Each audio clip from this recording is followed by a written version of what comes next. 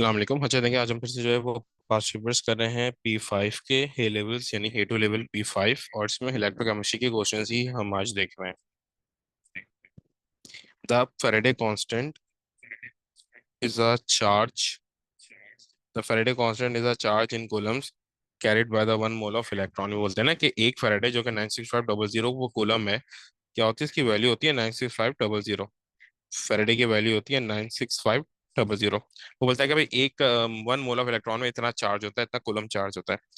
A student plans an electrolysis experiment to determine the Faraday constant. The student was supplied with the following: 1 mole per dm cube of copper sulfate solution, clean dry copper foil electrodes, label anode and cathode. Copper की electrode और वो है दोनों, anode and cathode. Wing balance है, stop clock है, ammeter and other equipment suitable for carrying out electrolysis. Draw a label diagram of the apparatus and the chemicals the student should use in their electrolysis experiment. Include in your diagram the circuit connected the anode and the cathode. अच्छा देखो, यहाँ पे तो एक बिल्कुल कोई simple सी कोई diagram बनेगी जो हम ये हो लेवल्स हैं वो बनाते हुए आ रहे हैं। एक ही वो बीकर लेंगे, ठीक है, उसमें कॉपर सल्फेट का सॉल्यूशन ऐड करेंगे, देन कैथोड एंड एनोड को बना देंगे, ठीक है। अच्छा, एक बात जो स्टूडेंट के लिए इशू होती है, ठीक है, जैसे उसमें कहा है ना एमीटर, तो एमीटर भी ये कनेक्ट करना और वेरिएबल रजिस्टर भी करना है। अब देखो यहाँ पर जो चीज वो होती है ना, स्टूडेंट को ये होता है कि भाई वो गलत कनेक्ट कर देते हैं। देखो, राइट साइड पे हमेशा क्या आता है, जो पावर को सप्लाई होगी उसकी राइट साइड पे हमेशा नेगेटिव को टर्मिनल आएगा। तो जिस इलेक्ट्रोड से कनेक्टेड होगा वो भी नेगेटिव होगा, तो ये कैथोड हो गया, ठीक है। और जो जो लेफ्ट हैंड होगा पावर को सप्लाई का, वो भी एक जिस कैथोड से करने यानी कि जिस इलेक्ट्रोड से कनेक्टेड होगा वो भी क्या होगी, एनोड, वो भी पॉजिटिव होगी, ठीक है।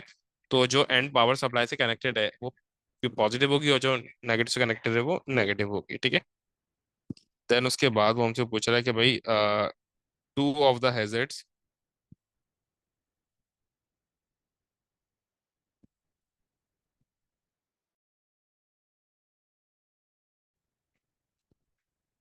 two of the hazards of using copper sulfate solutions are given below.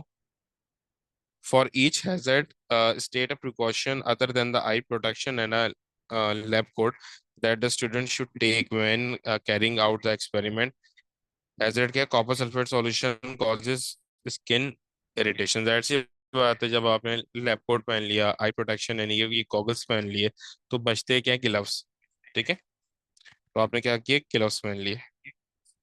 उसके बाद बोला कि copper sulphate solution is toxic to aquatic life. तो उसका क्या है कि भाई इसको हम डिस्पोज नहीं करें वाटर में ना, रिवर्स वगैरह में डिस्पोज नहीं करें, ठीक है। तो क्या है कि to not dispose down the drain, ठीक है, उसको डिस्पोज नहीं करें ड्रेन में, ठीक है। पहले उसको रिएक्ट को करवा दें, जो उसकी टॉक्सिसिटी है उसको हम खत्म करते हैं। देन उसके बाद हम या तो उसको ये कि जो जमीन है उसमें डिस्पोज करा दें, ठीक है। लेकिन उसमें अगर इक्वेटिक लाइफ के लिए ये खतरनाक है तो ड्रेन में उसको डिस्पोज ना करें, ठीक है। फिर देन उसके बाद वो हमें बोल रहा है कि भाई a student carried out the electrolysis for 30 minutes with a current of 0.5 ampere. तो T is equals to T is equals to 30 minutes and I is equals to 0.5 ampere. After the electrolysis was finished, the student removed the electrodes. The electrodes were then carefully washed in water and then dipped in propane one. The electrodes were dried and allowing the propane one to evaporate. State the measurement the student would need to record to, ca- uh, would need to record to calculate the mass change of an electrode including the appropriate unit. अच्छा देखो, पहले तो ये समझो वो बोल क्या रहा है। वो बोल रहा है कि भाई इलेक्ट्रोलिसिस के बाद जो है हमने after the electrolysis was finish the student ने इलेक्ट्रोड को रिमूव कर दिए।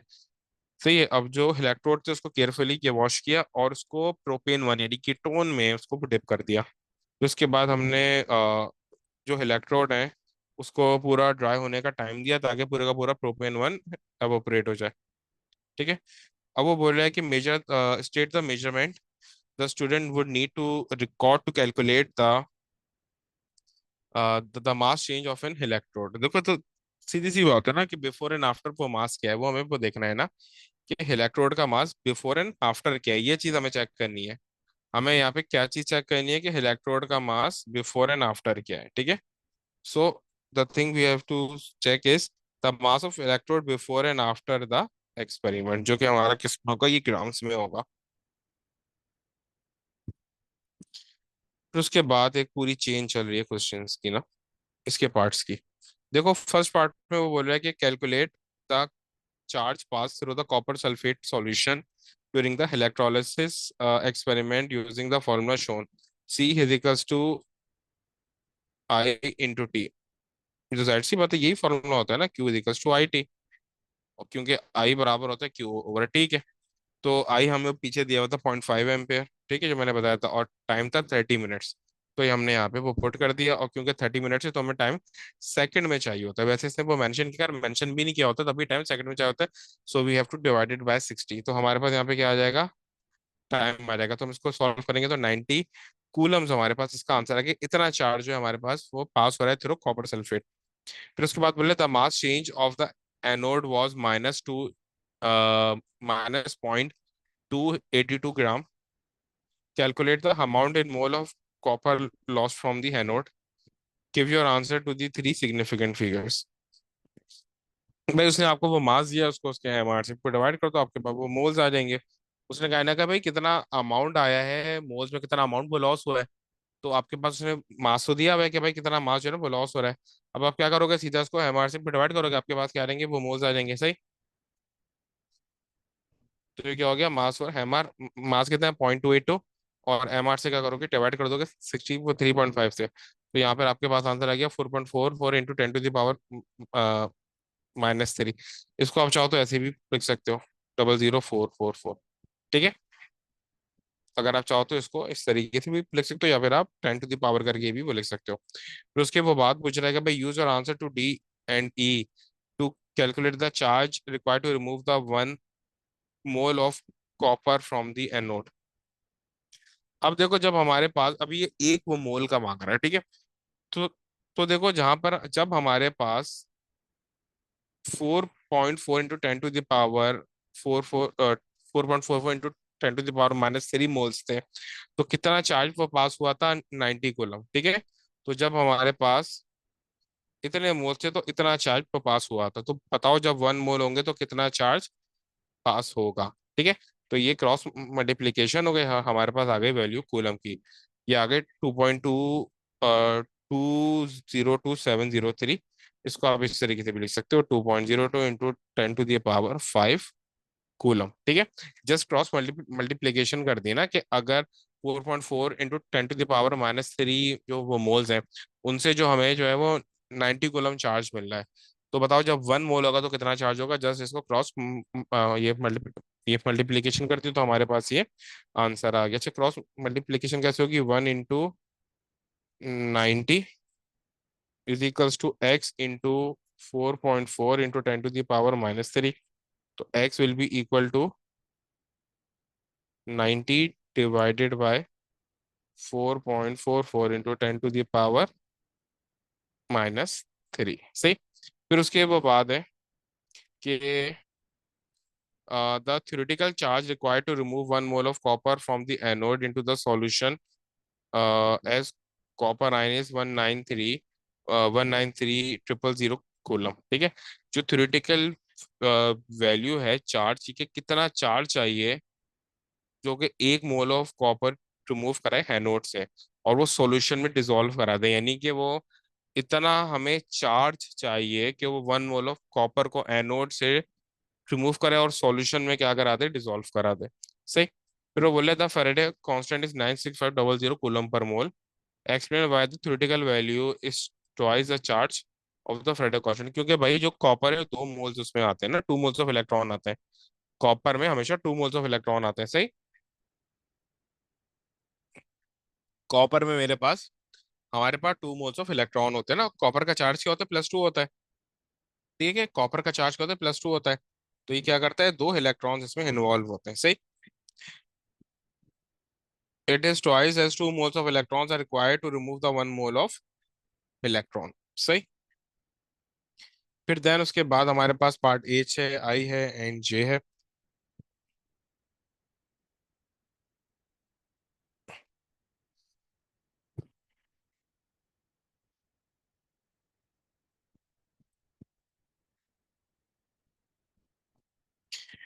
अब वो बोल रहे हैं कि a possible source of error is not drawing the end node at the start of experiment. Explain the effect, if any, on the calculated value of Faraday constant if the end node is wet at the beginning of the experiment and dry at the end. देखो, अगर मेरे पास still जो है ना वो dry होगी ना, मेरे पास अगर एनोड जो है स्टिल एट द बिगिनिंग पे ड्राई होगा, बट एट द एंड जो है, सॉरी, एट द बिगिनिंग वो वो होगा, सही है, यानी कि मैं उसको ड्राई नहीं करूंगा ना, लेकिन एंड में उसको खुद ब खुद जब वो ड्राई हो जाएगा, तो असल में ये होगा क्या, जो हम ये कैलकुलेशन को करेंगे ना वो हायर आएगी। हायर क्यों आएगी, इसका बहुत ही सीधा सा रीजन है। देखो, अगर हमें ये ड्राई नहीं करेंगे तो एनोड का मास जो है वो ज्यादा आएगा। एनोड का मास ज्यादा आएगा तो मोल्स भी क्या होंगे, ज्यादा आएंगे। जब मोल्स ज्यादा आएंगे तो जो चार्ज की जो वैल्यू है टू रिमूव वन मोल, वो जाहिर सी बात है वो कम हो जाएगी। बात समझ आ रही है? उसने कहा ना कि चार्ज के ऊपर क्या फर्क पड़ेगा ना, जो फेरेडे कांस्टेंट जो चार्ज की वैल्यू उसके ऊपर क्या फर्क पड़ेगा, वैसे वो कम हो जाएगी। क्यों कम होगी, उसको एक्सप्लेन करते हैं। अफेक्ट किया, the value will be less, क्यों होगी less, the mass and therefore the moles will be recorded as higher than the actual. भाई वो जो एक्चुअल मोल्स और मास है वो मेरे पास ज्यादा आएगा ना, तो फिर तो जाहिर सी बात है जो चार्ज रिक्वायर्ड होगा एक एक मोल के लिए वो कम हो जाएगा। सही है? तो इसके लिए एक सीधी सी एक्सप्लेनेशन लिखी है कि मास बढ़ा है तो मोल भी बढ़ेगा। So the charge required to remove one mole will be lesser. तो जाहिर सी बात है फिर क्या हो जाएगा, ये अमाउंट मेरे पास लेजर हो जाएगा। अच्छा, ये हमें पता कैसे चले लेजर है, आप यहाँ पे को देख लो, ठीक है। देखो, हमने जो हमारा, अच्छा, अब यहाँ पे जो रिलेशन है ना वो इनवर्स का वो बन रहा है। पीछे वाले क्वेश्चन में हमें ये चीज समझ आ रही है।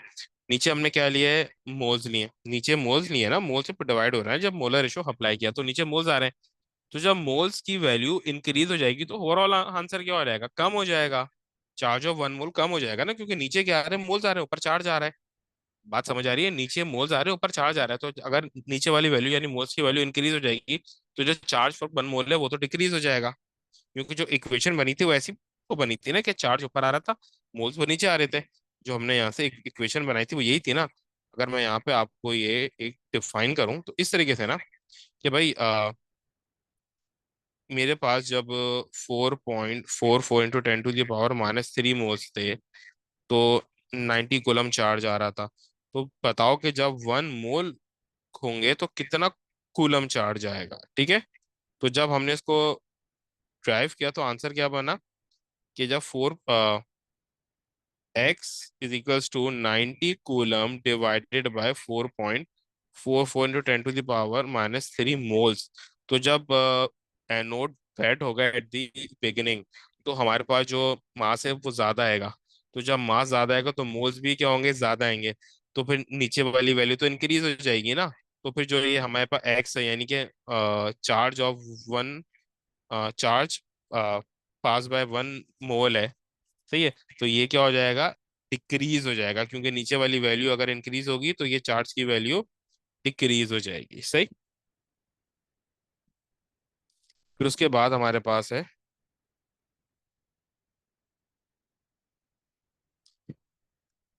the student wanted to ensure that the anode was completely dry at the end of the experiment and decided to evaporate all of the propane one using the blue Bunsen flame. The student noticed some of the blackening of the surface of the copper. Suggest what causes the blackening? Combustion होती है, अगर combustion incomplete combustion हो तो blackening होती है। Complete combustion होगी तो पूरे का पूरा एवपोरेट हो जाएगा। अगर इनकम्प्लीट कंबशन है तो ब्लैकनिंग उसकी होगी। जो कार्बन सूट है वो उसकी सरफेस के ऊपर कैदर हो, ये हो जाएगा। जैसे हैनोड है ना, जैसे ये सरफेस है, सही है, तो उसके ऊपर कार्बन सूट जो है वो कैदर हो जाएगा, ठीक है। तो ये क्या है, इनकम्प्लीट कंबशन की वजह से। ठीक है, इनकम्प्लीट कंबशन दो टाइप की होती है, एक में बनता है कार्बन मोनोऑक्साइड और एक बनता है सूट, यानी कार्बन एशेस। तो वो उसकी सरफेस के ऊपर क्या हो जाएंगे, डिपॉजिट हो जाएंगे। सही। तो यहाँ पर हमारा आंसर है क्या है कि incomplete combustion occurs so the carbon soot is deposited। फिर उसके वो बात है कि the student calculated the mass change of the anode and the cathode after the experiment was complete. Mass change of anode this and mass change of, यानी कि that सी बात है, एनोड से निकल रहा है कैथोड पे जा रहा है। ठीक है, ये बिल्कुल एग्जैक्ट होगी जो उसमें करते थे भाई ओ लेवल्स और आईजीसीएसई में, कि एनोड से मास निकल रहा है कैथोड पे जा रहा है, ये प्यूरिफिकेशन और एक्सट्रैक्शन में। ठीक है, suggest one reason why the mass gain at the cathode is not same as the mass lost at the anode। Assume that the student has recorded the mass change correctly। देखो, हमेशा पूरे का पूरा मास deposit नहीं होता, कुछ ना कुछ मास सॉल्यूशन में भी डिसॉल्व होकर नीचे गैदर हो जाता है। कुछ देखो, कुछ कॉपर ऐसा होगा जो कि उस सॉल्यूशन में पिघलेगा और नीचे उसकी जो सरफेस है सेल की, उसकी सरफेस पे गैदर ये हो जाएगा। पूरे का पूरा जो वो मास है उसको कैथोड अट्रैक्ट नहीं कर पाता। सही। Some copper falls off the electrode and gets deposited at the bottom।